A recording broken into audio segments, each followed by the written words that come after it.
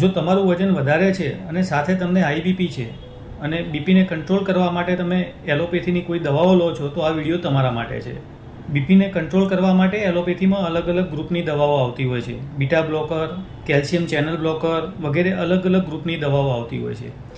જ્યારે તમે ફિઝિશિયન પાસે બીપીની દવા લેવા જાઓ છો ત્યારે તમારા લક્ષણો જોઈ અને ફિઝિશિયન તમને કયું ગ્રુપ આપવું એ નક્કી કરે છે.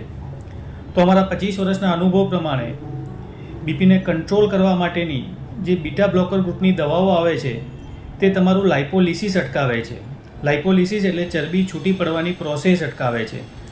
માટે જે લોકોનું વજન વધારે છે સાથે બીપી માટેની બીટા બ્લોકર દવાઓ ચાલુ છે અને તેઓ વજન ઘટાડવાનો પ્રયત્ન કરે તો તેઓનું વજન પ્રોપર ઘટતું નથી. કેટલાક કિસ્સાઓમાં બીટા બ્લોકરથી વજન વધતું પણ હોય છે. આ બીટા બ્લોકર દવાઓનું લિસ્ટ અહીંયા હું તમને આપું છું.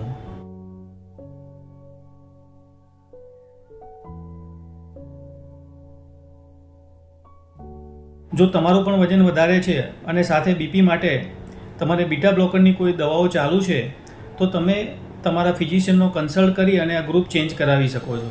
આ દવાઓ તમારી જાતે ચેન્જ કરવી યોગ્ય નથી.